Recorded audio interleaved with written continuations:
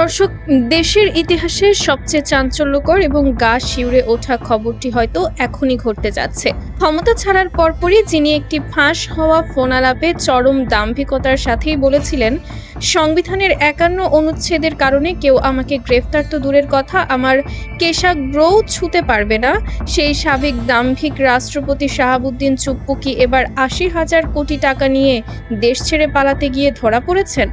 চারদিকে এখন এমনই এক শ্বাসরুদ্ধকর গুঞ্জন দাবানলের মতো ছড়িয়ে পড়েছে। প্রকৃতির বিচার বড়ই অদ্ভুত। অহংকারের পতন ঘটতে খুব বেশি সময় লাগে না। যে সংবিধানকে তিনি নিজের সবচেয়ে বড় রক্ষা কবচ ভেবেছিলেন, সেই সংবিধানও আজ তাকে বাঁচাতে পারল না। কারণ তার বিরুদ্ধে এবার এমন এক বিশাল দুর্নীতির আমলনামা সামনে এসেছে, যা তিনি রাষ্ট্রপতি হওয়ার অনেক আগেই ঘটিয়েছিলেন। আর ঠিক এই একটি কারণেই তার সেই তথাকথিত আইনি চলটি আজ পুরোপুরি ভেঙে চুরমার হয়ে গেছে। ইসলামী ব্যাংকের ৮০,০০০ কোটি টাকা লুটের ভয়াবহ ঘটনায় এবার সরাসরি ফেঁসে গেছেন তিনি। দেশত্যাগের ওপর কঠোর নিষেধাজ্ঞা থাকায় যে কোনো সময় তার হাতে পড়তে পারে হাতকড়া। কিভাবে আইনের ফাঁদে পড়লেন এই দাম্ভিক সাবেক রাষ্ট্রপতি? চলুন দর্শক, এই চাঞ্চল্যকর ঘটনার বিস্তারিত জেনে নেওয়া যাক। সাবেক রাষ্ট্রপতি শাহাবুদ্দিন চুপ্পুর সবচেয়ে বড় অহংকার ছিল তার সাংবিধানিক ইমিউনিটি বা দায়মুক্তি। তিনি ভেবেছিলেন সংবিধানে থাকা ওই একটি লাইন তাকে আজীবন সকল অপরাধ থেকে আইনি সুরক্ষা দেবে, কিন্তু তিনি আইনের একটি অতি গুরুত্বপূর্ণ দিক বেমালুম ভুলে গেছেন। সংবিধানের ৫১ অনুচ্ছেদ কেবল তখনই কার্যকর হয় যখন একজন রাষ্ট্রপতি তার পদে আসীন থাকার সময় বা দায়িত্ব পালনকালেই কোনো কাজ করেন। কিন্তু দুর্নীতি দমন কমিশন দুদক এবং Bangladesh financial intelligence unit BFIU যে দুর্নীতির নিখুঁত প্রমাণ পেয়েছে, তার সময়কাল ২০১৭ সাল থেকে ২০২৩ সাল পর্যন্ত, অর্থাৎ তিনি রাষ্ট্রপতি হিসেবে শপথ নেওয়ার আগেই এই ভয়াবহ আর্থিক অপরাধগুলো সংঘটিত করেছিলেন।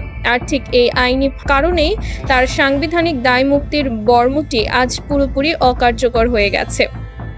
এখন তিনি আর কোনো রাষ্ট্রের অভিভাবক নন, বরং একজন সাধারণ অপরাধী হিসেবেই তাকে দুর্নীতি দমন কমিশনের জেরার মুখে পড়তে হবে।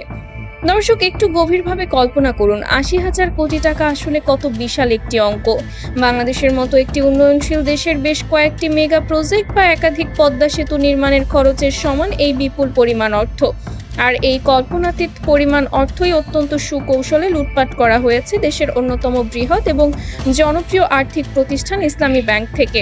এই মহা লুটপাটের মূল কারিগর হিসেবে সরাসরি যুক্ত ছিল সদ্য বিদায়ী রাষ্ট্রপতি শাহাবুদ্দিন চুপ্পু এবং বিতর্কিত কোম্পানি JMC বিল্ডার্স।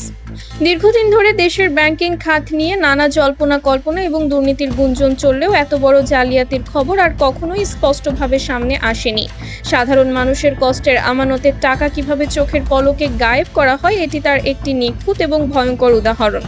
এই ভয়াবহ দুর্নীতির গল্পের প্রধান খলনায়ক হিসেবে বারবার যার নাম উঠে এসেছে, পতিত হাসিনা আমলের অর্থ পাচারের সবচেয়ে বড় মাফিয়া এস আলম। তার ইশারায় এবং সরাসরি মদদই পুরো দেশের ব্যাংকিং খাত জিম্মি হয়ে গিয়েছিল।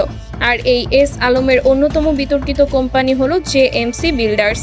সবচেয়ে বিস্ফোরক ব্যাপারটি হলো, এই কোম্পানির মূল মালিকানা এস আলমের হলেও এর বিপুল পরিমাণ শেয়ারের সরাসরি অধিকারী ছিলেন স্বয়ং মোহাম্মদ শাহাবুদ্দিন চুপ্পু। তিনি মূলত এস আলমের একজন অত্যন্ত বিশ্বস্ত ছায়াসঙ্গী এবং প্রতিনিধি হিসেবে এই কোম্পানিতে কাজ করতেন। JMC বিল্ডার্স ছিল তাদের লুটপাটের একটি সাজানো মঞ্চ, যার আড়ালে কোটি কোটি টাকা পাচার করার বৈধতা তৈরি করা হতো। দর্শক, আপনি হয়তো ভাবছেন, চুপ্পু তো শুধু একটি কোম্পানির সামান্য শেয়ার হোল্ডার ছিলেন, তাহলে তিনি কিভাবে এত বড় লুটপাটের সাথে সরাসরি অংশ নিলেন?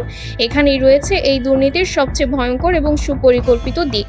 এই ভুয়া কোম্পানি JMC বিল্ডার্সের প্রতিনিধি শাহাবুদ্দিন চুপ্পু ইসলামী ব্যাংকের পরিচালনা পর্ষদে বা পরিচালক পদে বসেছিলেন। পরবর্তীতে তিনি নিজের প্রভাব খাটিয়ে পদোন্নতি পেয়ে ব্যাংকটির ভাইস চেয়ারম্যানের মতো অত্যন্ত গুরুত্বপূর্ণ দায়িত্ব পালন করেন। ২০১৭ সাল থেকে ২০২৩ সাল পর্যন্ত তার সরাসরি স্বাক্ষরে এবং অনুমোদনেই ব্যাংকটি থেকে বিপুল পরিমাণ অর্থ লুট করা হয়। তিনি নিজের পদবি ব্যবহার করে এস আলম সিন্ডিকেটকে হাজার হাজার কোটি টাকা বের করে দেবার অফিসিয়াল বৈধতা দিয়েছিলেন।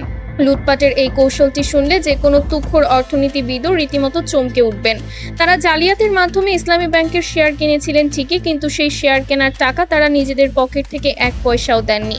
ইসলামী ব্যাংকের শেয়ার কেনার এই বিপুল পরিমাণ অর্থ তারা সরাসরি লুট করেছিলেন, আর এটি করেছিলেন এস আলমের দখলকৃত ইসলামী ধারার অপর একটি ব্যাংক অর্থাৎ ফার্স্ট সিকিউরিটি ইসলামী ব্যাংক থেকে।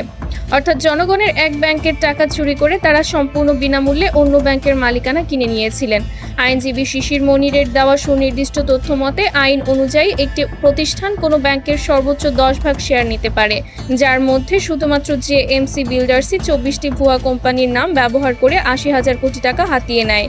এই ভয়াবহ লুটপাটের ঘটনা যখন 5 আগস্টের পর ইসলামী ব্যাংকের নতুন কর্তৃপক্ষের নজরে আসে, তখন তারা আর কালক্ষেপণ না করে সরাসরি উচ্চ আদালতের দ্বারস্থ হন। তারা ইসলামী ব্যাংকের পূর্বের বোর্ড ডিরেক্টরদের দেশ ত্যাগে সম্পূর্ণ নিষেধাজ্ঞা দেন। একই সাথে তাদের ব্যক্তিগত এবং প্রাতিষ্ঠানিক ব্যাংক হিসাব জব্দ করার নির্দেশ দেওয়া হয় এবং জেএমসি বিল্ডার্সের কোনো শেয়ার হস্তান্তর করা যাবে না বলে রুলও জারি করা হয়।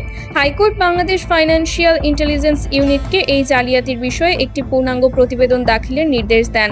আদালতের নির্দেশ পাওয়ার পর বিএফআইইউ দীর্ঘ তদন্ত শেষে তাদের বিস্ফোরক প্রতিবেদনটি হাইকোর্টে দাখিল করে, আর এই প্রতিবেদনের মাধ্যমেই সাবেক রাষ্ট্রপতির আসল মুখোশটি উন্মোচিত হয়। এই প্রতিবেদনে শাহাবুদ্দিন চুপ্পু সহ জেএমসি বিল্ডার্সের অন্যদের সরাসরি অভিযুক্ত করা হয়। বিএফআইইউ অত্যন্ত স্পষ্টভাবে প্রমাণ করে যে শেয়ার জালিয়াতি এবং অর্থ পাচারের প্রতিটি ধাপে চুপ্পুর সরাসরি এবং সজ্ঞানে অংশগ্রহণ ছিল।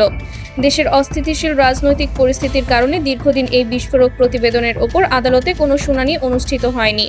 তবে এখন পরিস্থিতি সম্পূর্ণ পাল্টে গেছে।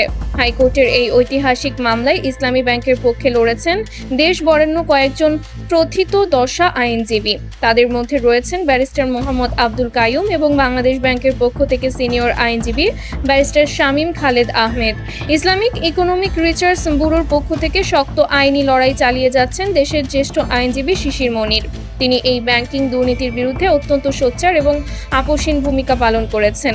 একই সাথে তিনি জোর দাবি জানিয়েছেন যে ঋণ ও শেয়ার জালিয়াতির মতো গুরুতর অপরাধে জড়িত ব্যক্তি যতই ক্ষমতাধর হোক না কেন, তাকে দ্রুততম সময়ের মধ্যে বিচারের আওতায় আনতে হবে। দুদক ইতোমধ্যেই তাদের প্রাতিষ্ঠানিক অনুসন্ধান প্রক্রিয়া শুরু করে দিয়েছে। যেহেতু এই অপরাধগুলো চুপ্পু রাষ্ট্রপতি হবার আগেই সংঘটিত হয়েছিল, তাই এখন তাকে গ্রেফতার করতে সাংবিধানিক কোনো বাধার আর অবশিষ্ট নেই। দেশত্যাগের নিষেধাজ্ঞার কারণে যে কোনো বিমানবন্দর বা সীমান্ত থেকে তাকে আটকের গুঞ্জন তাই এখন আর নিছক পুরো খবর নয়। যে কোনো সময় যে কোনো মুহূর্তে দুদকের একটি চৌকস দল তাকে জিজ্ঞাসাবাদের জন্য তলব করতে পারে অথবা সরাসরি গ্রেফতারও করতে পারে। অহংকারের চূড়ায় বসে থাকা এই ব্যক্তিটির এখন জেলের 4 দেয়ালে বন্দী হওয়া কেবল সময়ের ব্যাপার। প্রিয় দর্শক, যে ব্যক্তি কিছুদিন আগেও ফোন আলাপে দাম্ভিকতার সাথে দাবি করেছিলেন তিনি কোনো অপরাধ করেননি এবং তাকে বিচার করার ক্ষমতাও কারো নেই, আজ সেই ব্যক্তি দেশের সবচেয়ে বড় আর্থিক জালিয়াতির প্রধান আসামি। সংবিধানের 51তম অনুচ্ছেদ আজ তার কাছে একটি মূল্যহীন এবং হাস্যকর দলিলে পরিণত হয়েছে। সাবেক রাষ্ট্রপতি শাহাবুদ্দিন চুপ্পুর এত বড় অর্থ কেলেঙ্কারি এবং 51 নম্বর অনুচ্ছেদের দোহাই দিয়ে বেঁচে যাবার যে প্রতিষ্ঠা ছিল, এই বিষয়টিকে আপনি কিভাবে দেখছেন? আসলেই কি সরকারের উচিত তাকে অবিলম্বে গ্রেফতার করে আইনের মুখোমুখি করা? কমেন্টে জানিয়ে দিন আপনার গুরুত্বপূর্ণ ও সুচিন্তিত মতামত। আর দেশ ও বিদেশের এমন সব বিশ্লেষণধর্মী চাঞ্চল্যকর খবর সবার আগে পেতে চ্যানেলটি সাবস্ক্রাইব করে বেল আইকনটি বাজিয়ে রাখুন। দেখা হচ্ছে পরবর্তী ভিডিওতে। ধন্যবাদ।